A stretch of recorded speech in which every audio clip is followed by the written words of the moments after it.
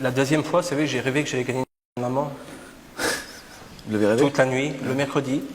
La nuit, j'ai pensé que le lendemain, j'allais gagner une maman qui allait me mettre la main là, ici. Qui allait me faire passer par la grande porte. Et ça n'a pas marché.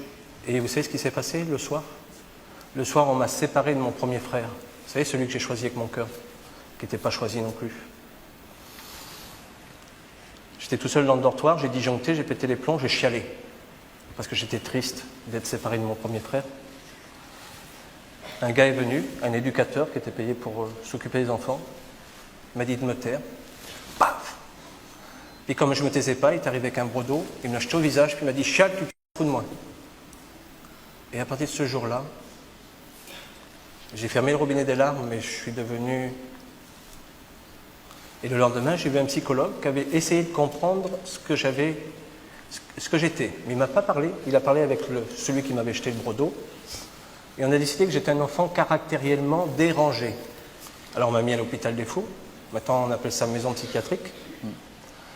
Et vous savez comment je suis sorti de cet hôpital? Eh bien un jour, un nouveau psychologue m'a regardé. On m'a mis sur une toute petite table. Il y avait des pulses qui étaient là. On m'a demandé de les rassembler. On m'a demandé de faire un dessin. On m'a posé une question. Et tout ça, ça a duré moins de 5 minutes. Et on a dit que j'étais plus fou. Vous avez quel âge quand vous êtes resté en hôpital psychiatrique? Ben, j'avais 8 ans quand je suis sorti de l'hôpital, 9 ans quand je suis allé dans l'hôpital des fous. Et quand je suis sorti, je suis allé en maison de correction parce que je n'étais plus adoptable, puisque j'étais un enfant caractériellement dérangé. Mon seul dérangement, vous êtes resté c'était combien de temps à la maison de fous alors en tout? 9 mois. 9 mois. Mais ce qu'il ne faut pas imaginer, c'est que plus un enfant est... c'est pas d'être en quantité qu'il a besoin. C'est ce que disait tout à l'heure, ton prénom c'est Catherine. Ben, Catherine, ce qu'elle disait, c'est de revivre dans une famille. Et vous savez, quand on vous enlève d'une famille et qu'on voit les autres, nous, quand on n'a pas de famille, vous savez ce qui se passe? Il y en a qui ont encore un petit peu de famille, ils reçoivent du courrier.